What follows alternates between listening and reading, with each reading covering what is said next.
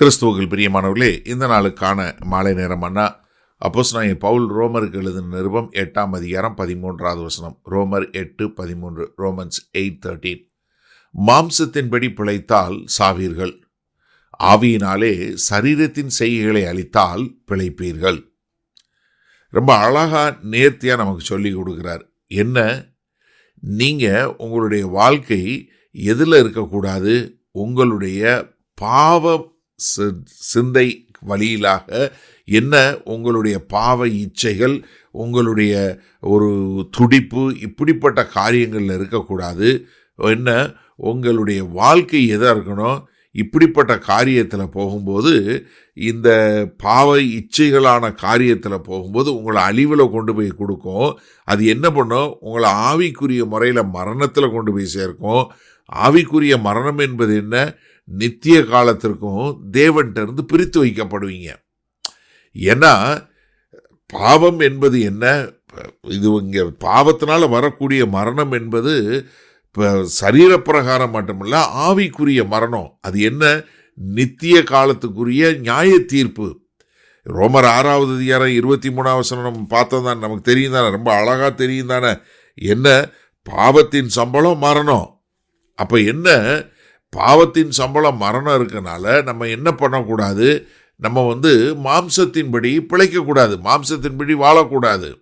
ரொம்ப அழகாக நேர்த்தியாக சொல்லி கொடுக்குறார். அதனால தான் கொலோசியர் 3வது அதிகாரம் 5வது வசனம் சொல்லும்போது, ஆகையால் விபச்சாரம், அசுத்தம், மோகம், துரு இச்சை, விக்கிரகாராதனையான பொருளாசை ஆகிய இவைகளை பூமியிலே உண்டு பண்ணுகிற உங்கள் அவயவங்களை அழித்து போடுங்கள்.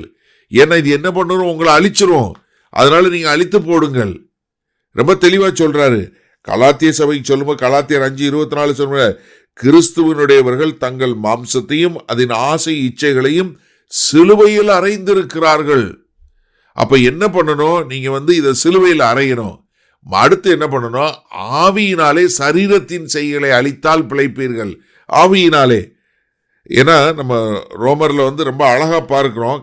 இங்க சொல்லும்போது ரோமர் 6வது அதிகாரத்தில் 11வது வசனத்தில் மிக தெளிவாக சொல்லும்போது என்ன சொல்றாரு?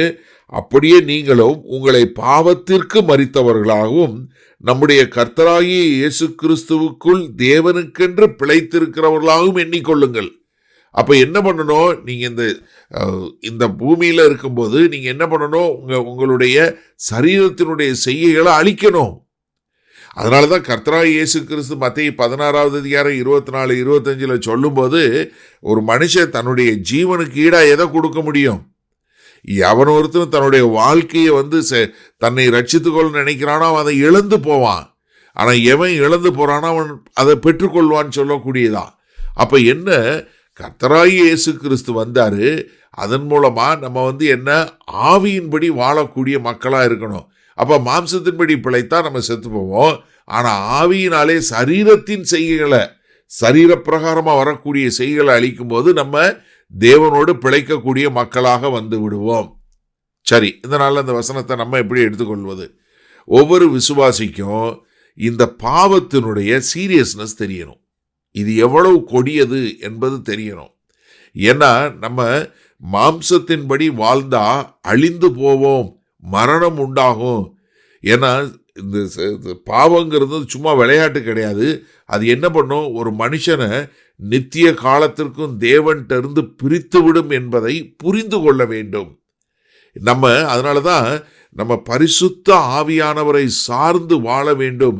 ஒரு மனுஷன் தன்னுடைய வில் பவர் சுய இதனால இல்லை, பரிசுத்த ஆவியானவருடைய வல்லமையினால நாம் கீழ்ப்படிந்து ஒரு நல்ல சீஷனாய் வாழ வேண்டியது அவசியம்.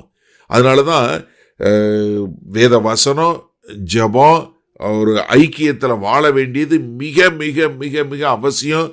அப்பதான் ஒரு ஆவிக்குரிய முறையில் ஒரு விசுவாசி பலப்படக்கூடியவனாய் இருப்பான். ஏன்னா ஒரு விசுவாசி ஒரு கோபத்தினால கஷ்டப்பட்டுட்டே இருக்கிறார்னா அவர் என்ன பண்ணணும்? முதல்ல உட்காந்து சிந்திச்சு, எதனால கோபம் வருது, என்னைய இரிட்டேட் பண்ணுது, நான் அதை எப்படி சரி பண்ண முடியும்? உட்காந்து ஜெபம் பண்ணி வேத வசனத்தை வாசித்து பரிசுத்த ஆவியானவர் சொல்கிற பிரகாரம் கீழ்ப்படியும் போது மாம்சத்தை இது பண்ணி என்ன பண்ணுவீங்க? கொஞ்சம் கொஞ்சமாக பரிசுத்த ஆவியானவர் மூலமாக கொஞ்சம் கொஞ்சமாக உங்களுக்குள்ள ஒரு டிரான்ஸ்ஃபர்மேஷன் வந்து அது என்ன பண்ணும், உங்களுக்கு வாழ்க்கையும் ஜீவனையும் என்னத்தை கொடுக்கும், சமாதானத்தையும் கொடுக்கக்கூடியதாக மாற்றிவிடும். அப்போ எனக்கு அருமையானவர்களே, நமக்கு மிக தெளிவாக தெரிய வேண்டியது, இந்த பாவத்தினுடைய சீரியஸ்னஸ் தெரியும் போது தான் நம்ம என்ன பண்ணுவோம், சரீரத்தின் செய்களை அழிப்போம்.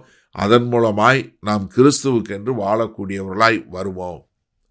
வல்ல பிதாவே, இந்த அருமையான நல்ல நாளுக்காய் நன்றி. இந்த செய்தியை கேட்டுக்கொண்டிருக்கிற எனக்கு அருமையான சகோதர சகோதரிகளுக்காய் நான் ஜெபிக்கிறேன்.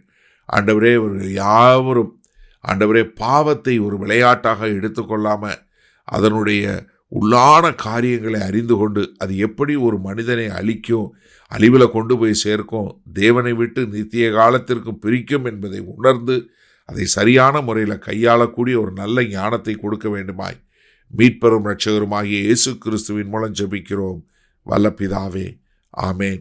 கர்த்தர் உங்களை ஆசீர்வதிப்பாராக. நாம் நாளை காலை தினசரி தியானத்தில் சந்திப்போம். Good night.